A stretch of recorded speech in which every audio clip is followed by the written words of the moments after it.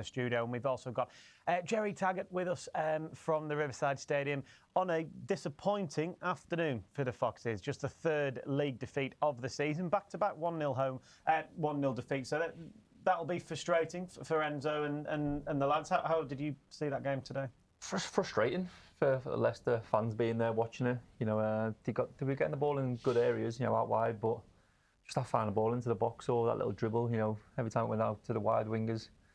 You know, Mavididi kept on coming inside, and it was all crowded. It was like 3 players around him when he come inside. You know, not once did we see him go down to the byline, try and get across into the box. So, yeah, frustrating. You know, frustrating performance. I think probably one of the worst performances I've seen this season. You know, there's not been many, but in terms of like, you know, trying to get the ball forward and try and create something. You know, it was only really Kelechi's chance in the second half. Yeah. Really hit the post.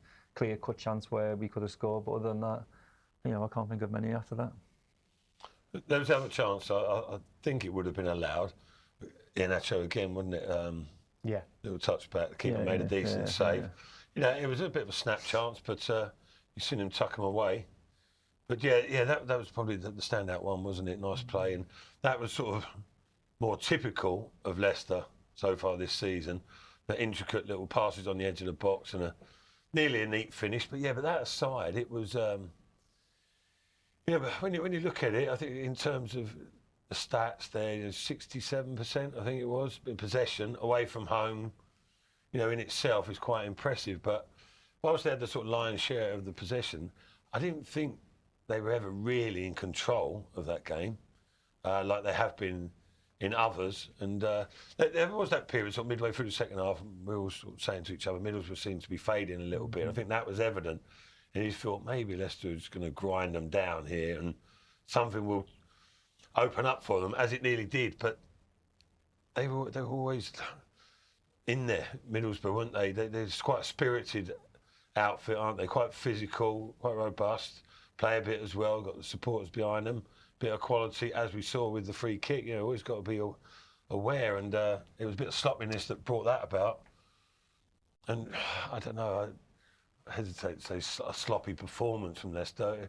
It wasn't, but it lacked the sort of fire and energy that I think that the manager's looking for, ideally. Yeah, Jerry, are you equally as disappointed as we are? And obviously you were there, and the Leicester fans, I'm sure, in that away end will be disappointed with losing that game. Yeah, I think, you know, frustration is the key word.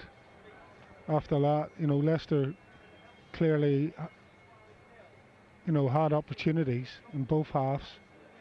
Kelechi's unlucky with a one hits the post. Keeper makes a good save from his other chance. He has to hit it first time. He hits the target, does everything right.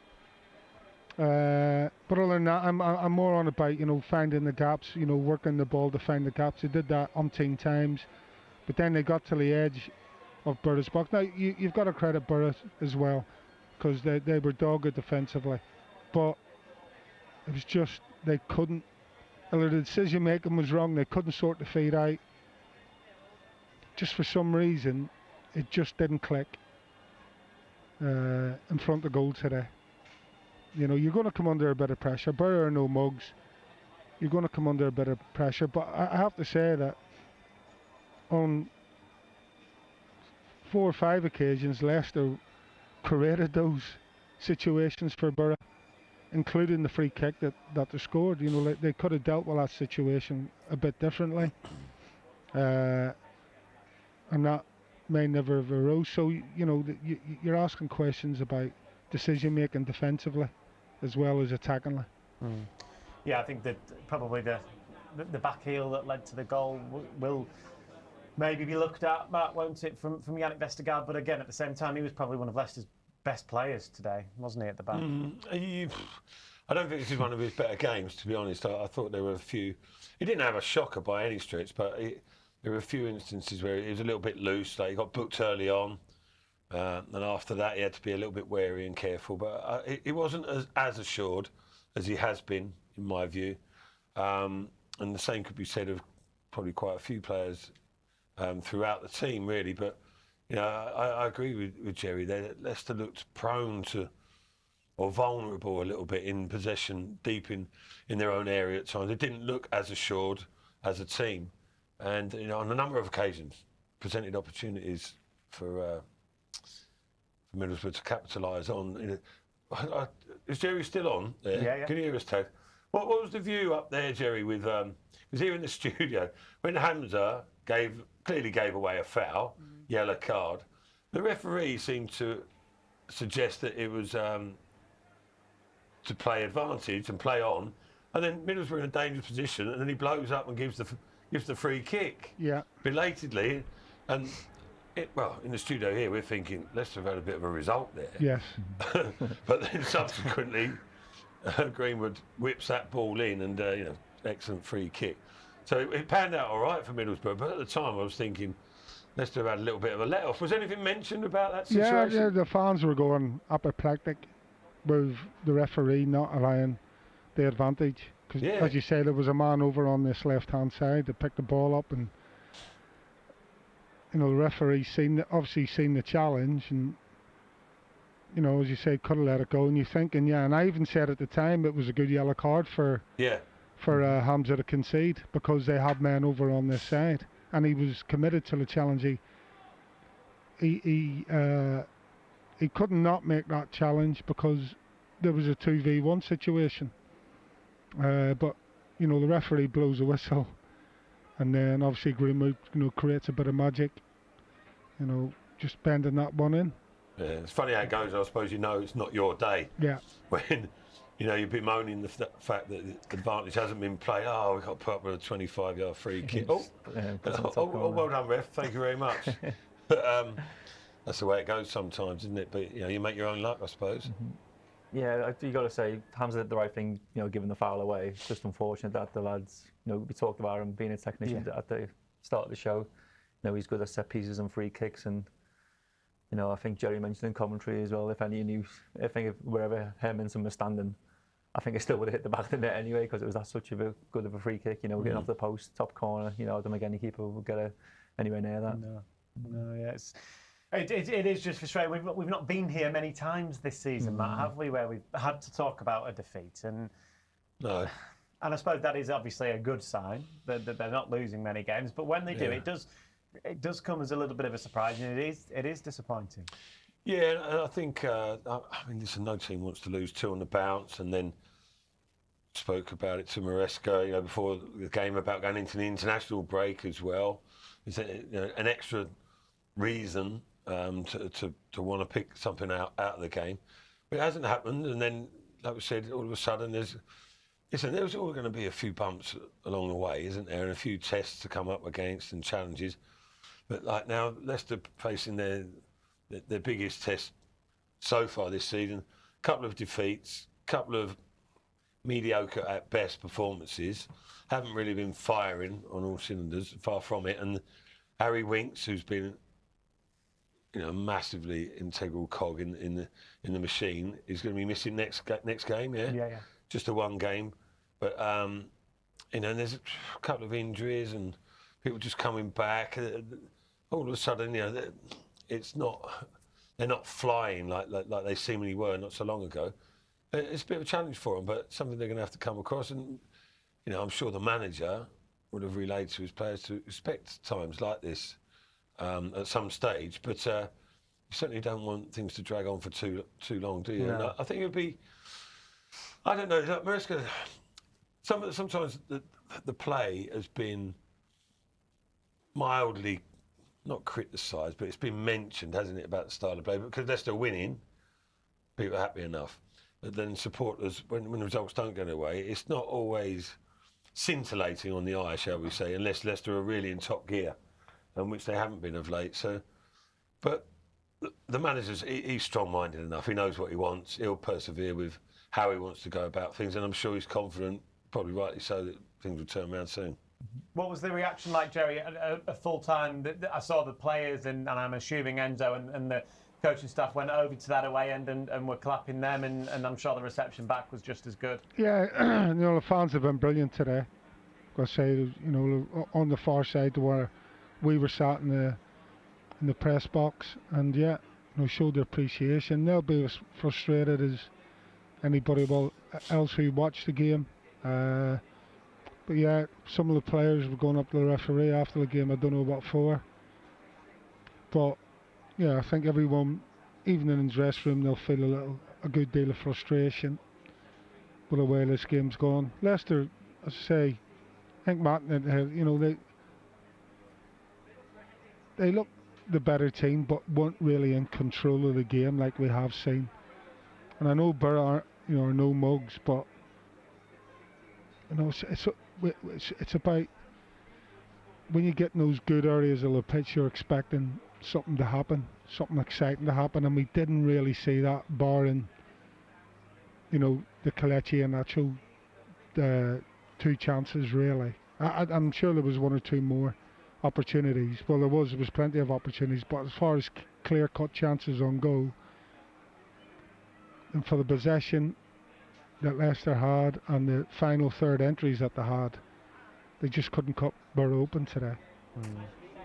Which is frustrating, obviously. Yeah. Obviously, you need goals to win games, don't you? So disappointing. Again, it's just the final third, just making the wrong decisions again. I said earlier with the wingers, not coming inside all the time where it was a bit crowded. Midfield was packed in there, and you want to get to the byline, get some crosses into the box. We commit players into the box. You just need to get it in there. And Kelechi had a couple of half chances there. One great chance where he's hit the post. But again, with balls coming on last 10 minutes, couldn't really get into the game. You had Sam Cannon there. Obviously, he's not fit enough to come on yet. But I think this international break's coming in at the right time. With the few players being injured. You got Sam Cannon's got a good 2 weeks now training under his belt. Coming up.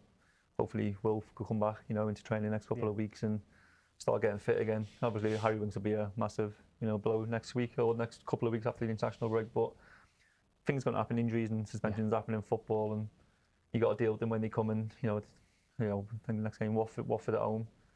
Not doing too great themselves, so it's a chance to get back on the board and back on the drawing board for Enzo, do a bit of team shape and training, and hopefully come back and get back to winning ways. Watford incidentally won 5-0 today. Yeah, okay.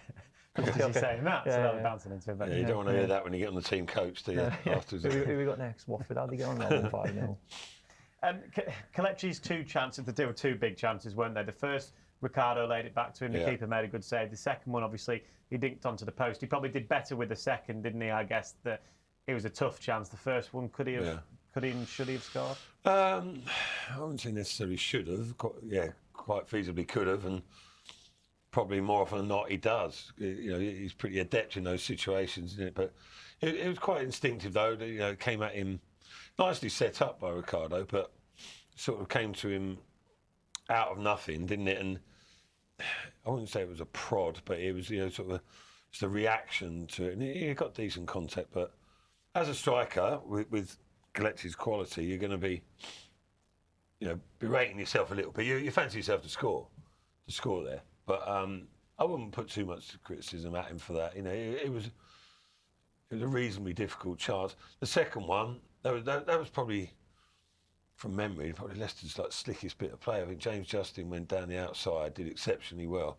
skipped past a couple of challenges, pulled it back. Did it go to Dewsbury Hall first, or was it straight to Ricardo? Not sure, but Ricardo, a nice little sort of reverse disguise pass. Ian Nacho does well to shrug off the challenge initially, and I thought, it's going to run out of play, keeper's going to claim it. He gets there. Typical impudent sort of finish from Kelechi. Just 6 inches the other way. Yeah, he's the match winner, isn't he? So, listen, you don't want to get too down about things, but Leicester set high standards, and you sort of expect it, or you're willing that to happen every week, and perhaps we expected a little bit too much. But listen, small margins against Leeds, wasn't it? Small margins today, nothing to get too despondent about. But at the same time, it's a reminder that still a lot of work ahead. Yeah, that's what I was going to say, Jerry. Really, just fine margins in the end, in the day to day. Yeah, Matt's held in there, but when you're in a game of fine margin, we knew this was going to be another tough game, as was the Leeds one. You've got to make sure you come out on top, and if you can't come out on top, then at least you don't lose the game. And that's 2 tight games where fine margins have been the difference where Leicester have lost.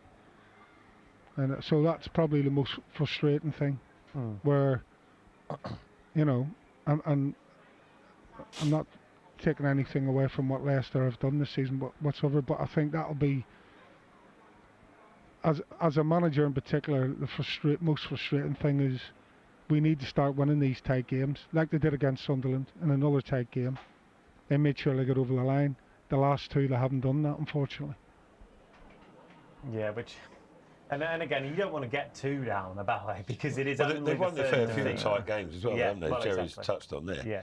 You know, when you look back over the season, not the last two instances, but you know, who's to say it won't be different next time? But with Leicester in the position they're in, you're looking for them to like go and dominate the game, aren't you? And not run away with the game, but like see the game pretty comfortably. You know, with a exciting display, and that's not really the reality. That's not really how they play. They're not sort of swashbuckling, are they?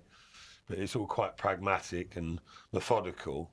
But there's got to be, at the end of the day, you've got to produce quality when it matters to finish moves off. However, very rarely do you get the perfect goal. Leicester have strung together 20, 30 passes and scored the goals, probably more often than most teams.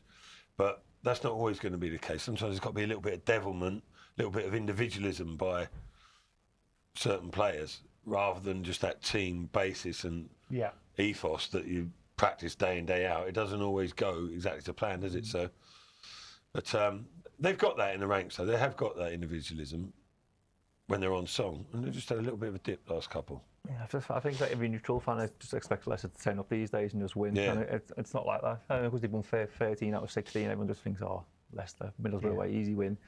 And we've shown this, we've seen in the last two games, haven't we? Leeds at home, you know, close games, just miss out.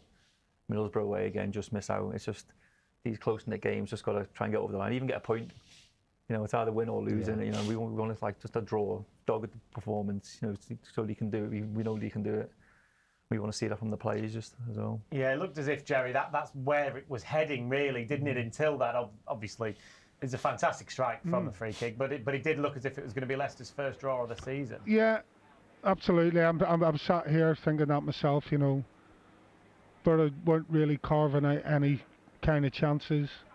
Leicester were being stifled at the other end of the pitch. You're thinking, yeah, this could well end a 0-0. This could well be Leicester's first draw, which, you know, when you analyse the game, probably would have been a fair result. You know, apart from the free kick, which was a top draw free kick, you got to say. But other than that, it had 0-0 written all over it. Yeah. 8 points, the gap now, Matt, between Leicester and third. Obviously, a couple of weeks ago, that was a lot higher than that. But I think after 16 games of the season, if Leicester fans and we were offered that, absolutely, they would have taken it. Well, yeah, it could be accused of getting greedy, but nothing wrong with being greedy.